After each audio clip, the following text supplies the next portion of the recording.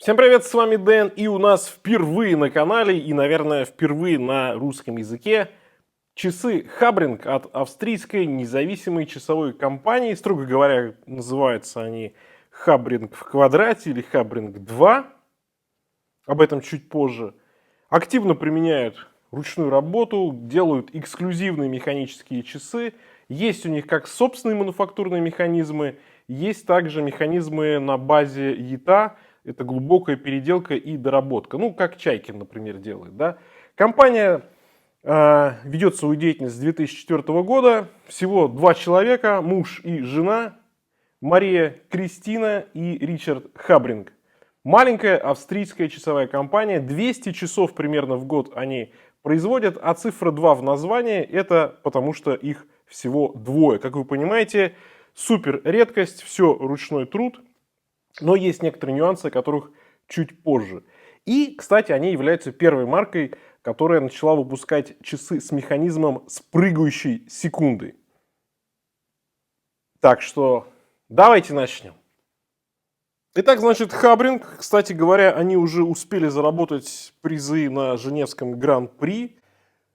Итак, значит, у нас модель Хабринг Doppel Felix Date. Калибр, мы сейчас к нему чуть позже придем. Как я уже сказал, это сплит-хронограф, чтобы замерять отрезки времени. Серьезное усложнение. Второе название у него ретропанте, когда он засекает независимо 2 временных отрезка, для каждого своя секундная стрелка. Они друг над другом. И также у нас есть 30-минутный счетчик. Эти часы антимагнитные, защита от шоков по немецким стандартам, как сказано. И у механизма запас хода примерно 50 часов. Сапфир, 30 метров водозащита. И у них на сайте никакие цены не обозначены. Посмотрел на Chrono24, что-то от 7 тысяч рублей в зависимости от состояния эти часы.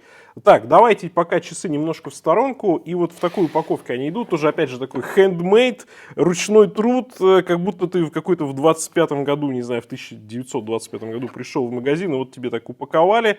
Но, честно говоря, для меня это вот нонсенс, что вот здесь часы лежат, и что с ними будет? Они не потеряют немножко в отделке в такой коробке. Ремешочек вот такой есть еще в комплекте у этих часов. Мне кажется, с таким ремнем они выглядят гораздо более винтажно, прикольно. И вообще эти часы, наверное, все-таки вот надо на ремне носить. Они прям требуют ремень. Но есть еще и миланский браслет.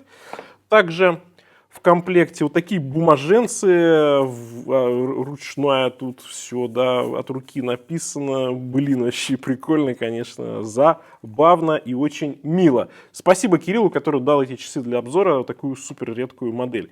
Дальше в комплекте мануальчик такой, про эту модель написан, Doppel Felix Date, механизм A11RD, номер 21 из стали. Они, и вот тут разные, значит, есть их виды механизмов. Тан-тан-тан. Вот она, как у нас. Нет, это не как у нас, это не хронограф. Это чуть-чуть другое. Ищем дальше, ищем дальше, ищем. Вот он.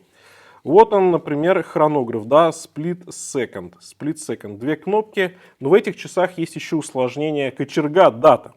И очень интересная штука. Здесь в комплекте также они дают вот дополнительные, значит, фишечки. Честно говоря, прям такой конструктор, да, доделай сам. Вот, например, здесь идет в колбочке стрелки, которые совершенно другие, не такие, как у часов. Можно поставить другие стрелки.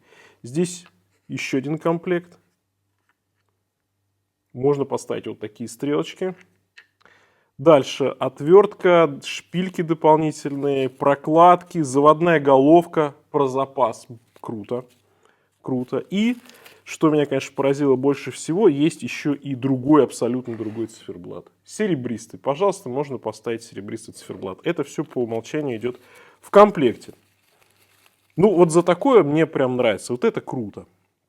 Тем более, когда ты покупаешь часы, вот, которые потом очень трудно будет и обслуживать, и за ними ухаживать, запчасти это прям хороший такой плюс. Вот эта кнопочка у нас для даты, а здесь, соответственно, кнопочки запуск стоп-хронографа и запуск стоп сплит-хронографа второй стрелки. Но давайте сначала пройдемся По размерам, давайте по размерам, а потом мы уже с хронографом будем разбираться. Значит, 42, и они такие немножечко пузатенькие, 15,2. Ну, что вы хотите, там такие усложнения, что ого-го.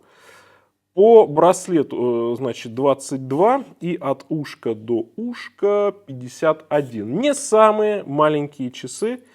На моем запястье 18,5, вот так это все выглядит. Ну, я бы сказал, знаете, вот на браслете все-таки они больше по-современному смотрятся, а вот с ремешком как-то уже немножечко винтаж и идет.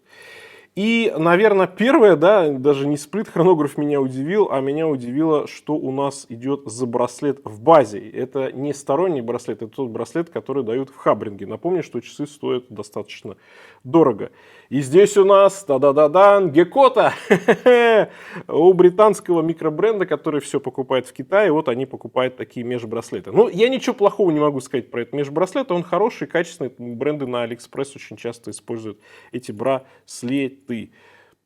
Правда, системы быстрой замены, к сожалению, нет, и вот этот ремешочек быстро не поставишь. Ну какая красота здесь! Вот ради чего покупают эти часы.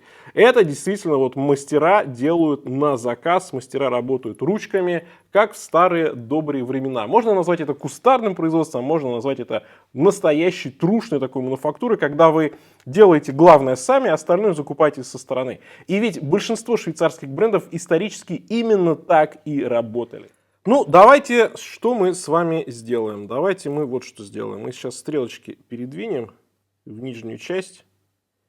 Потому что я думаю, что все подобные механизмы достаточно хрупкие и достаточно сложны в сервисе. И у этих часов непростая судьба. Их в общем, где-то там треснули, да, и потом вот Кириллу они в таком болезненном состоянии достались, но он их починил при помощи рукастого мастера. Значит, на кнопоньку нажимаем, и кочерга у нас переключает дату. Винтажно, ретроградно, круто, вкусно. Мне очень нравится такое переключение. И, честно говоря, выглядят они здорово. То есть, вот это подбор тональности, да, когда у нас такая зеркальная черная полировка стрелок, она очень хорошо сочетается с циферблатом, который в данном случае, ну, такой вот медный, немножко волосой, немножко медный, не знаю, как можно назвать, как хотите называйте. Классно выглядит, он такой вот, нет чего-то излишне яркого, блестящего, но все красиво сделано, все в тон подобрано. И шикарная читаемость даже по дате, посмотрите, да. И несмотря на то, что здесь очень много всего, мне кажется, прекрасно можно сразу считывать и время, и хронограф. Мы сейчас это запустим и чуть попозже посмотрим. Удивительно, да, но им удалось это сделать. И знаете, когда вот очень многие бросаются в откровенный винтаж, особенно когда дело доходит до каких-нибудь усложнений старых, всегда есть риск того, что вы делаете какое-то копирование часов, которые были в 60-е, 70-е и так далее. Здесь этого нет. Здесь есть определенный винтажный лук, но с другой стороны, я бы сказал, что это абсолютно современная модель, особенно на браслете. То есть кочерга даже, которая сделана, она такая квадратная прям. Стрелки прямые, на конце только такие мечи немножко заточенные. Прямые же метки, все напечатанное, и счетчики, да, манежи чуть углублены. И при этом, благодаря тому, что здесь много стрелок, есть все равно вот это чувство объема. Ну и стекло, конечно, здесь купольное, да, достаточно высокое. Блестящие метки, они тонкие, очень тонкие. Потом на макро посмотрим. Ну, выглядит круто, реально, выглядит здорово. Итак, давайте запустим этот самый хронограф. И как видите, когда мы запускаем просто хронограф, у нас две стрелки, одна под одной, они идут вместе. И у нас, как обычный хронограф, такие часы работают. Но мы можем нажать вот эту кнопку, и все меняется. У нас начинается второе замерение, да, если мы хотим замерить, например, когда у нас, ну, допустим, две лошади скачут друг против друга. Мы два отрезка измеряем, причем сразу. Хоп, и опять стрелки вместе, опять измерение пошло дальше. Сплит-хронограф работает именно так, да, когда нам нужно независимо два временных отрезка измерить. Ну и сбрасываем. Останавливаем, соответственно, и сбрасываем в ноль, потому что здесь монопушер. Если брать его как обычный хронограф, то эта кнопка работает как монопушер, то есть 3 раза нажать. А это, значит, отвечает за сплит-хронограф. Достаточно просто, достаточно удобно, такое уже старое и сложное усложнение, простите за каламбур, потому что мало кто это делает. Ретропанты это дорого и мало действительно кто делает. Номер 21 здесь есть, мы полировочку с вами рассмотрим, все посмотрим, но я не думаю, что стоит ждать, знаете, когда вот люди действительно все вручную делают, что будет что-то такое бомбическое. Хотя, возможно, я ошибаюсь. Но для меня здесь самое интересное и самое вкусное, это, конечно же, то, что под задней крышкой. Здесь она полностью максимально прозрачна, и, конечно же, можно в самых мельчайших подробностях рассмотреть вот эту вот красотуленьку. Это мы с вами более детально, конечно же, сейчас и будем делать. Так, я вам по поводу, вот знаете, если какие-то сейчас здесь, может, пылинки или царапинки будут, здесь нужно учитывать, конечно, тот момент, что эти часы были в серьезном сервисе, поэтому что-то может быть. Я вижу определенные царапинки, например, на метках, но не факт, что это было изначально в этих часах. Слушайте, интересная идея, очень интересно реализованы метки с этой зеркальной полировкой, но при этом они как будто бы плоские, то есть очень-очень тонкие полоски. Вот интересно, чего? Сталью или что-то другое? Интересная фактура у цифера. Тут такая горизонтальная, точнее вертикальная полировка, идет сатинирование по основной части и круговое по манежам. Здесь один манеж идет под хронограф, а второй идет малосекундная стрелка.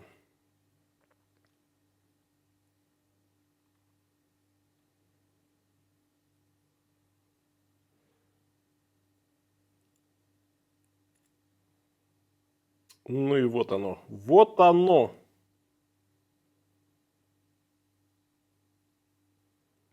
Ну, как говорится, часовое порно. А давайте запустим сейчас все. Раз, два. Ну, не особо тут чего-то мы видим в работе, поэтому ладно.